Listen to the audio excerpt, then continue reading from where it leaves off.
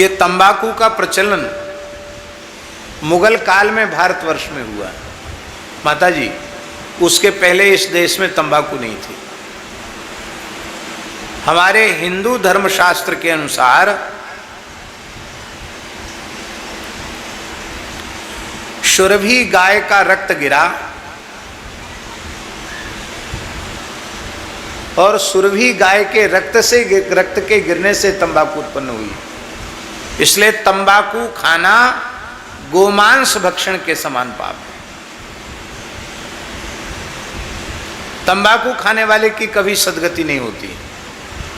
यही कारण है कि हमारे यहाँ तंबाकू के खेत में से निकलना मना लिखा है। निषिद्ध है तंबाकू खाना अथवा पीना। बुरा मत मानना कोई ब्राह्मण देवता सेवन करते हो। लिखा है जो ब्राह्मण तंबाकू खाता है अथवा पीता है, धूम्रपान रतम विप्रम यस्तु दानम प्रयच्छति दाता तु नरकम याति ब्राह्मणो ग्रामशूकरः।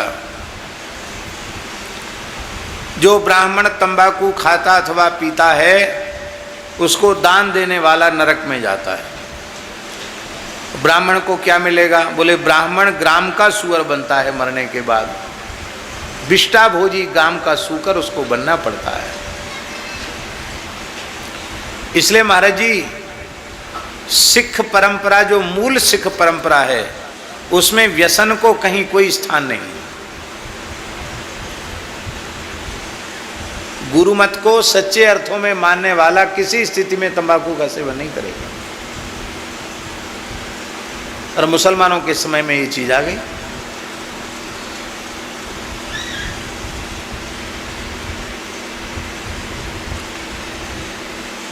तो हम उदाहरण केवल यह दे रहे हैं कि एक बुरा अभ्यास पड़ गया, उसको छोड़ने में इतना कष्ट होता है, तो जिन इंद्रियों को भोग की ओर बहने का इतने जन्मों का अभ्यास है, उनको रोकने में थोड़ा कष्ट तो होगा। उसी कष्ट को तप कहते हैं। और बहुत ऊंची बात है। तप से लगता है कि विषयानंद की कमी आ रही है, घाटा हो रहा है, पर ब्रह्मानंद का मुनाफा होता है। और विषयानंद है क्या? वो विषयानंद आनंद है ही नहीं, विषयी पुरुषों ने उसे आनंद मान रखा है। एक भगवत प्राप्त संत थे, वो कहते थे, श्री हरिराम बाबा, वो कहते थे विषयानंद जानते हो कैसा है? विषय सेवन के पश्चात अपना चेहरा देखो दर्पण में जाके तो लगता है गिनके 100 जूता लगाए, मुंह पर 100 जूते लगाए हैं गिनकर।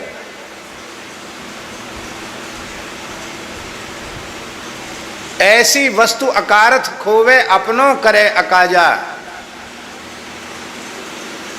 मलुकदास जी का बड़ा विलक्षण पद है, साधकों के लिए तो बहुत उत्तम है। साधो इंद्री खाए गई जग सारा, निस्तिन चराब करे बन काया को न हाकन हारा। साधो इंद्री खाए गई जग सारा, होता बीज ओंट के लोहू सो देही का राजा। ऐसी वस्तु अकारथ खोवे अपनों करे अकाजा। सर्वनाश करता है। विषयानंद आनंद नहीं है, वो तो दुख है, कष्ट है। पर ब्रह्मानंद, भगवदीय आनंद, प्रेमानंद, उसकी तो कोई सीमा ही नहीं, असीम है वो। और वह कब प्राप्त होता है? वो तप से प्राप्त होता है। इसलिए कृच्छ्राय तपसे चेह प्रेत्यानंत सुखाय। अनंत सुख माने ब्रह्म सुख। तपस्या से ही ब्रह्म सुख की अनुभूति होती है। तपस्या का मतलब ये नहीं कि खाना पीना सोना सब छोड़ देना। साधन के लिए जितना उपयोगी है उतना उपयोग करना, उससे अधिक नहीं। खाने के लिए नहीं जीना, जीने के लिए खाना। सोने के लिए नहीं सोना, इसलिए सोना कि स्वस्थ शरीर से संतों की सेवा कर सकें, भगवान की सेवा कर सकें, नाम जप कर सकें, कीर्तन कर सकें। साधन के लिए स्वस्थ शरीर चाहिए, इसलिए सोना।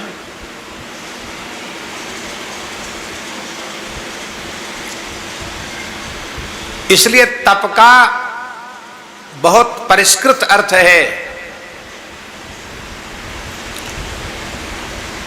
शास्त्र नियंत्रित, इसका नाम है तप। तप नाम जप से है, सत्संग श्रवण से भीतर की पवित्रता है। तितिक्षा ये धर्म का लक्षण है। तितिक्षा माने सहनशीलता। दैहिक दैविक भौतिक ताप भी अपने शरीर पर सहन करना, अपमान सम्मान भी सहन करना, सुख दुख भी सहन करना, भूख प्यास भी सहन करना।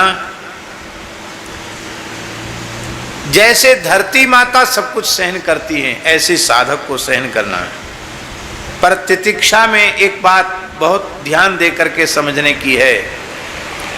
गाय पर अत्याचार हो रहा है पर आप उसे सहन करते हैं तो तितिक्षा भी आपको नरक में ले जाएगी। ये तितिक्षा स्वयं के लिए है। किसी अबला स्त्री पर कोई अत्याचार कर रहा है, किसी निर्धन पर गरीब पर कोई अत्याचार कर रहा है, किसी गाय पर किसी साधु पर कोई अत्याचार कर रहा है और उसमें आप सहन करते हैं तो वो तितिक्षा आपको नरक ले जाएगी। फिर तो परमात्मा ने आपको शक्ति दी है, आपको डटकर मुकाबला करना चाहिए। जिस काल में जो म्लेच्छ आक्रांता गौ को, ब्राह्मण को, संतों को, अबलाओं को अत्यंत दुखी कर रहे थे, उस समय पंजाब प्रदेश में हमारे गुरुओं ने सेना को संगठित किया और एक दो लड़ाई लड़ी। कितनी लड़ाई लड़ी? हाँ, बेअंत, कोई गिनती नहीं कितनी लड़ाई लड़ी। आज वे लड़ाई न लड़ते तो क्या ये स्वरूप दिखाई पड़ता, ये भागवत कथा होती?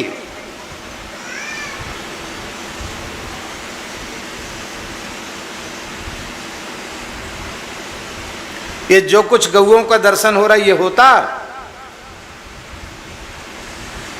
इसलिए महाराज जी तितिक्षा केवल अपने ऊपर है। गाय पर अत्याचार हो, ब्राह्मण पर, संत पर, किसी दीन दुखी गरीब पर अत्याचार हो और आप हाथ पर हाथ धरे बैठे रहें तो वो पाप है।